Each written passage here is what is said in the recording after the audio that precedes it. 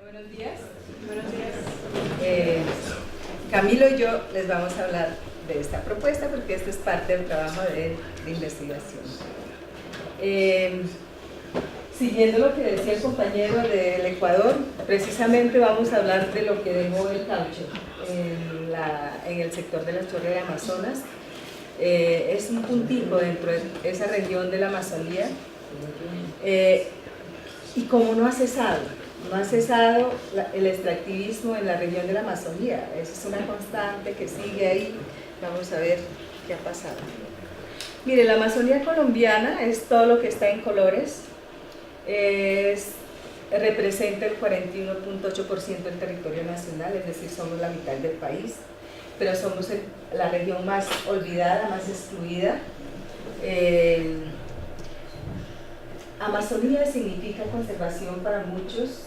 ¿Y qué significa eso? Delimitar áreas protegidas, cosa que yo personalmente no estoy de acuerdo, porque resulta que toda la Amazonía es territorio indígena, y cuando se crea un área protegida es un territorio indígena que entra a delimitarse y a imponerse una nueva normatividad que son, digamos, la norma nacional de conservación.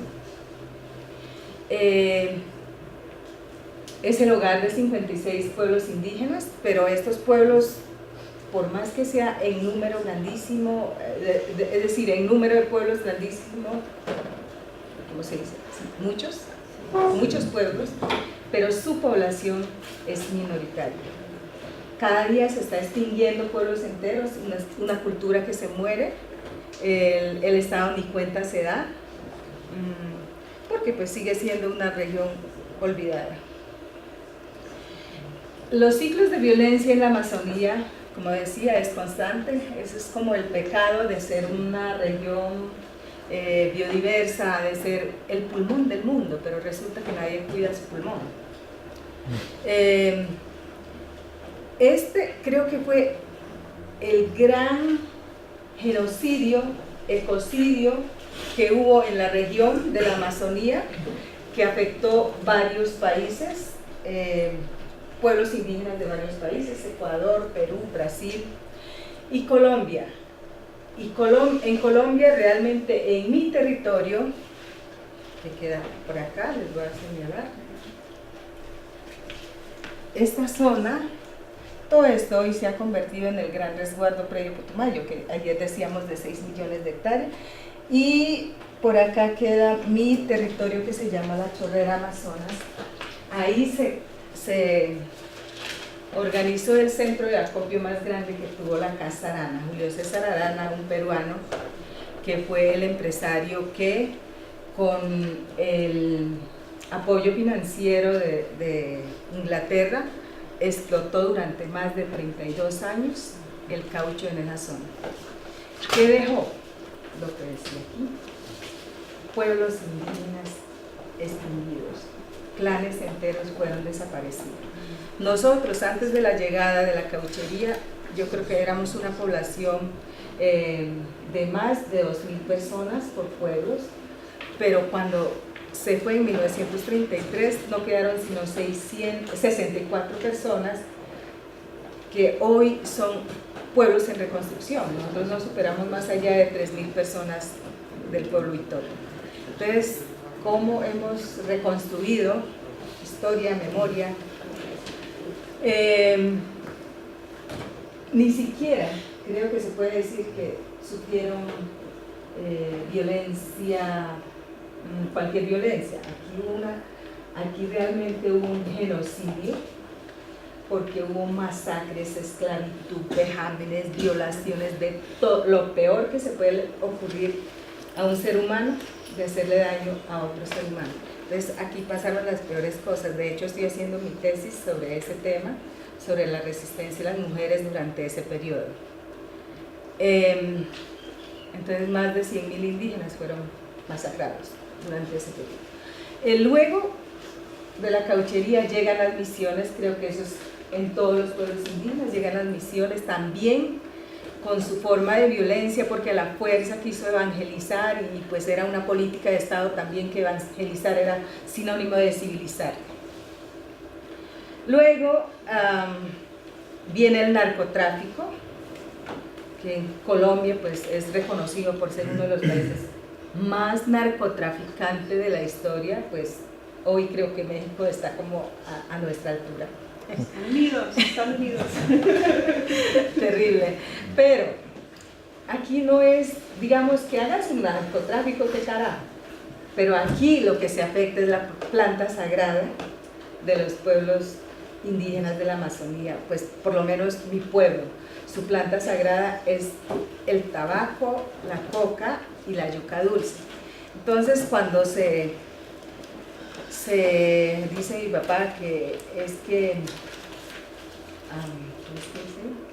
se profanó la planta sagrada, entonces el efecto que hoy vive el mundo es por eso, porque profanó la planta sagrada, que no era su razón de ser, y hoy lo usan para otras cosas. Entonces por eso el hombre blanco está tan embolatado y está matando por eso.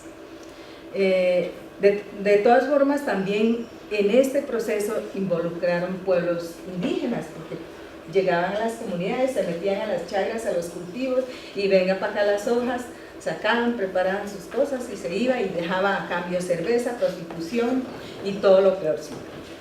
Entonces fue una violencia también.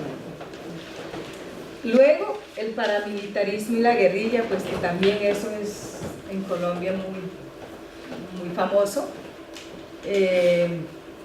Entonces por nuestros territorios paseaban la guerrilla, el paramilitarismo, reclutando jóvenes, niños, bien escasos que somos, bien llevados que estamos. Llega estos grupos al margen de la ley, reclutan jóvenes y se los llevan desde los colegios a formar parte pues de los grupos que ellos tienen. Entonces frente a todo estas formas de violencia, ¿cómo hemos resistido? Hemos resistido desde nuestro plan de vida.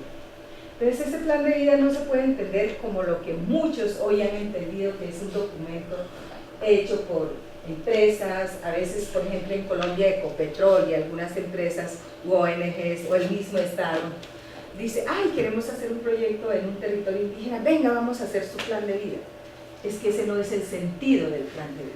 El sentido del plan de vida es que ese pueblo mantenga sus raíces, su historia, su espiritualidad, su cultura. Entonces el tronco del plan de vida es ese legado cultural espiritual que tienen los pueblos indígenas. En lo que sí se articulan con ONGs, con empresas y con el mismo gobierno debe ser en los planes de acción o los programas que se define a partir de, oye, ya se me va a acabar el tiempo, que se define a partir de ese plan de vida. Entonces nosotros, dentro de ese plan de vida nuestro que hemos trabajado en recuperación desde hace mucho tiempo, hemos trabajado el tema de recuperación del territorio. Le dimos la lucha al gobierno y recuperamos nuestro territorio, que era más de 6 millones de hectáreas, que fueron titulados a 8 pueblos, somos apenas a 10 pueblos, que somos apenas 8.000 personas. Dentro de ese territorio queda esa gran casa que se puede asimilar al centro de concentración de Auschwitz, donde masacraron judíos, pero en este caso, en la Casa Arana, masacraron indígenas por cantidades, además de que era el centro del acopio del caucho.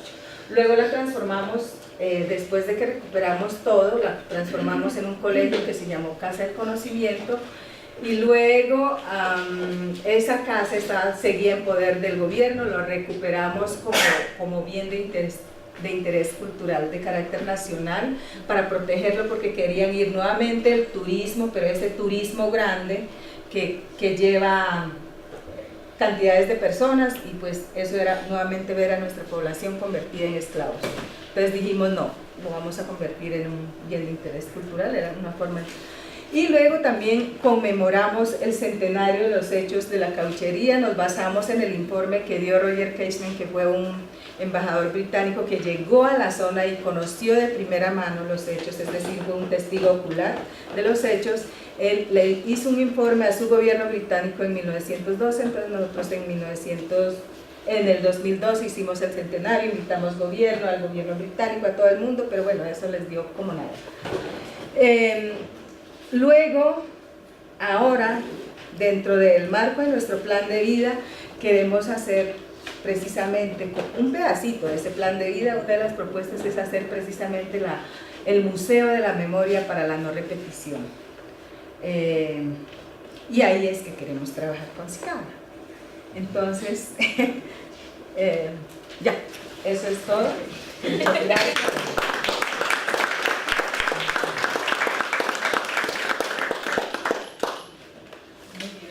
¿La silla la tenemos, necesitamos ahí o? No. No sé por qué está. Bueno, preguntas. ¿Preguntas? Dicen que cuando el público no pregunta es porque entendió o no entendió. No, me gustó mucho la presentación, muchas gracias. Me llamó la atención de que pusiste fechas para terminación de ciclos de violencia, como que el narco, guerrilla, para... No. Eso, y entonces mi pregunta es ¿por qué hay fecha final? Porque esas violencias... No, son las fechas en las que estuvieron más fuertes las formas de violencia, eso me faltó explicar, es decir, donde fue más fuerte esa ola de violencia por esos hechos. Es decir, entre 1980 y 1999 fue fuertísimo el narcotráfico en la zona, fue disminuyendo, viene la guerrilla, o sea, se mezcla, siempre se mezcla con otras formas de violencia, pero ahí mantiene, porque hoy después del acuerdo de paz, la Amazonía es, digamos, donde se quedó la disidencia de las FARC. Pero ¿cómo sienten el ambiente con esta firma, ¿no? Sí. De la paz?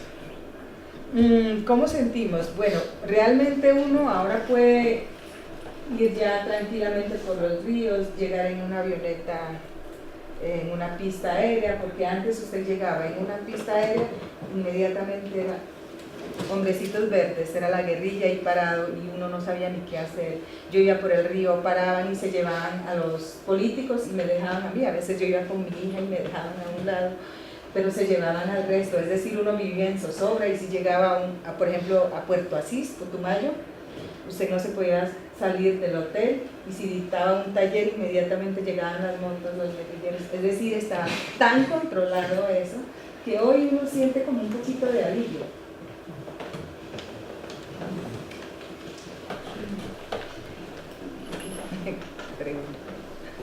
Okay, se siente alivio porque se fueron, se fueron algunos actores, pero ¿y el vacío que dejaron?